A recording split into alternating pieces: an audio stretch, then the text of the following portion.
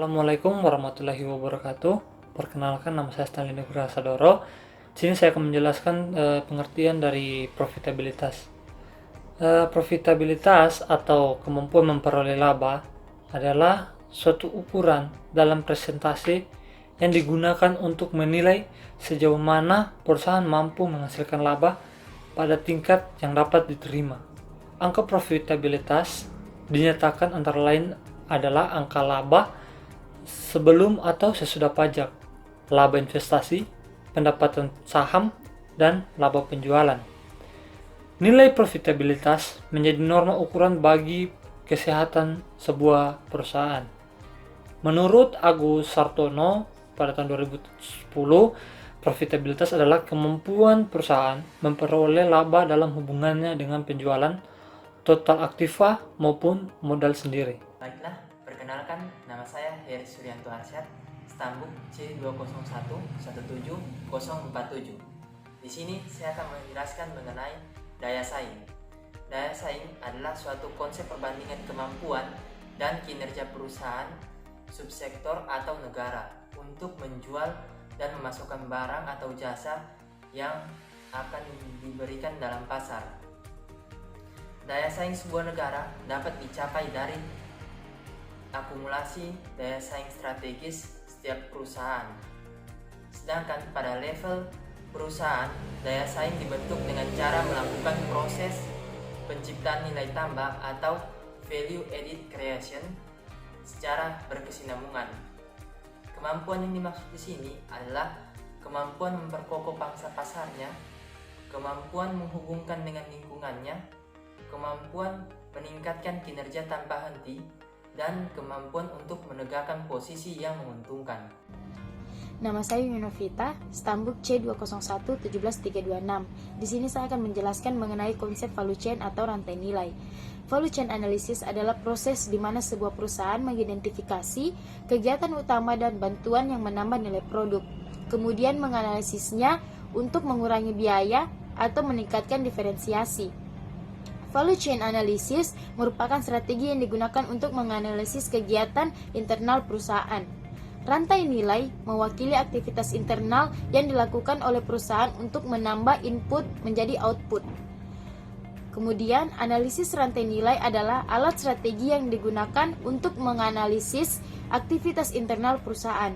Tujuannya adalah untuk mengenali kegiatan mana yang paling berharga, yaitu sumber biaya atau keunggulan diferensiasi kepada perusahaan, dan mana yang dapat ditingkatkan untuk memberikan keunggulan kompetitif.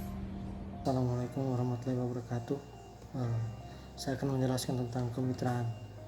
Secara sederhana, kemitraan merupakan bentuk kerjasama antar individu, kelompok dan kelompok, atau boleh kita katakan sebagai relasi yang membentuk sebuah kerjasama atau kemitraan tersebut.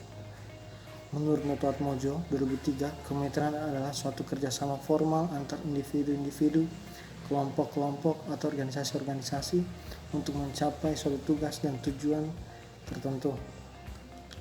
Nah, dalam kemitraan juga ada beberapa prinsip. Prinsip yang pertama itu prinsip kesetaraan atau equity, prinsip keterbukaan, lalu yang terakhir prinsip asas manfaat bersama atau mutual benefit. Nah, dalam kemitraan juga memiliki tujuan. Secara rinci, tujuan kemitraan dimulai yang pertama itu tujuan dari aspek ekonomi, yaitu meningkatkan perolehan nilai tambah bagi pelaku kemitraan, meningkatkan ketahanan ekonomi nasional, meningkatkan pertumbuhan ekonomi pedesaan, wilayah, dan nasional. Lalu tujuan aspek dari sosial budaya. Dari segi pendekatan kultural, tujuan kemitraan adalah usaha dapat menerima dan mengadaptasikan nilai-nilai baru dalam berusaha seperti perluasan wawasan, prakarsa, dan kreativitas. Lalu ada tujuan dari aspek teknologi, yaitu membimbing dan membina serta mengembangkan kemampuan teknologi produksi sehingga dapat meningkatkan produktivitas secara efisien. Baiklah, di sini saya akan melanjutkan presentasi dari teman saya. Sebelumnya itu perkenalkan, nama saya Fendi Saleh, stambuk C201-17327. Di sini saya akan menjelaskan mengenai total quality management. Nah, dalam total quality management tersebut mendefinisikan mutu atau kualitas memerlukan pandangan yang komprehensif. Pandangan yang komprehensif di sini adalah ada beberapa elemen bahwa layak dikatakan itu berkualitas. Tentu teman-teman penasaran berkualitas itu dalam segi apa saja. Nah, dalam hal itu, di sini saya akan membawakan bahwa hal yang berkualitas itu awalnya meliputi harapan pelanggan atau melebihi harapan pelanggan. Melebihi harapan pelanggan tersebut ada dalam beberapa hal, yaitu apakah produknya berkualitas, jasanya berkualitas, orangnya berkualitas, dan prosesnya itu berkualitas atau tidak. Nah, dalam hal 4 inilah itu dikatakan berkualitas. Dalam produk, apakah produk yang dikeluarkan itu sangat berkualitas atau tidak? Apakah dari segi minuman, itu Le Mineral dan Aqua, apakah itu berkualitas atau tidak? Itu kita yang melihat, sudut pandang kita dari tanggapan para pelanggan. Yang kedua, jasa. Jasa di sini bagaimana pelayanan yang diberikan kepada pelanggan? Apakah itu dapat memuaskan para pelanggan atau para yang datang untuk merasakan jasa yang diberikan? Nah, lanjut yang ketiga itu orang. Orang di sini adalah saya bisa katakan sebagai SDM-nya. Bagaimana kinerja SDM?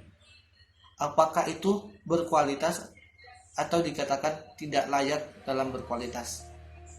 Lanjut yang keempat, proses. Proses di sini bisa dikatakan dalam bagaimana suatu hal yang dikerjakan, proses yang dibuat itu. Oke, untuk saat ini teman-teman tadi sudah mendengar tentang konsep-konsep yang ada di makalah kami, dan selanjutnya saya akan membahas bagaimana hubungan antara profitabilitas dan daya saing bisa ada. Nah, selalu kita ketahui daya saing sangat menentukan bagaimana suatu perusahaan itu mengembangkan kualitas dari produk mereka. Nah, kualitas yang mereka buat akan menimbulkan suatu profit yang tinggi. Kenapa? Apabila kualitas barang produk mereka itu bersaing di pasaran dan menang pasar, nah akan menghasilkan profit yang lumayan besar. Kenapa? Dari segi daya saing dia menang. Nah, dia kuasai pasar, terus dia akan mendapatkan banyak pelanggan-pelanggan baru atau tidak konsumen yang rupanya ini perusahaan bagus ya, punya daya saing yang kuat. Contohnya kita bisa lihat antara Unilever sama Mayora. Keduanya bisa kita lihat bahwa yang memiliki daya saing di pasar yang begitu tinggi yaitu Unilever. Unilever sudah mempunyai hampir keseluruhan pasarnya ya di Indonesia begitu.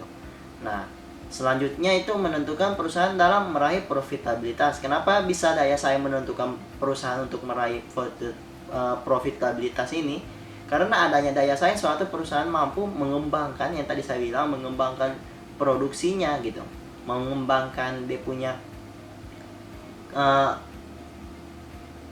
punya kapasitas untuk bisa unggul dari perusahaan-perusahaan lain. Jadi itu ada hubungannya antara ketika mereka menang daya saing akan menghasilkan profit yang lumayan tinggi gitu. Maka bisa kita simpulkan ketika perusahaan menerapkan dua konsep value chain sama kemitraan, ini bisa menekan angka biaya produksi atau tidak biaya produksi dari suatu produk.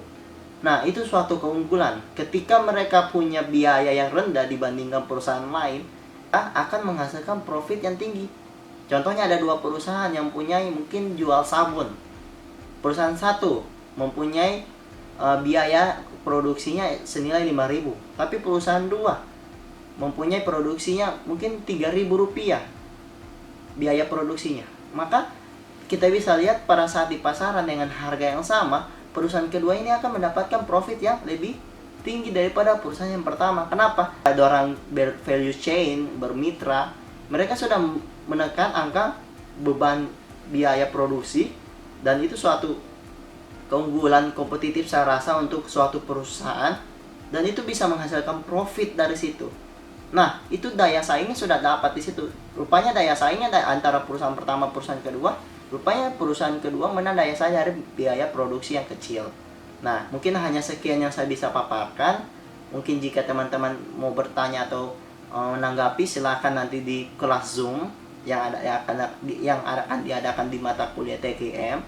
Jadi mungkin kesimpulannya saya bisa rangkum bahwa ketika kelompok evaluasi dari kelompok 1 mempunyai hubungan profitabilitas dengan daya saing dalam konsep value chain dan kemitraan, bisa menghasilkan suatu kinerja perusahaan yang baik dalam menghasilkan suatu produk yang dinilai bisa efektif dalam biaya produksi maupun pada saat terjun di pasar mendapatkan profit yang tinggi. Mungkin hanya sekian yang bisa saya paparkan. Terima kasih.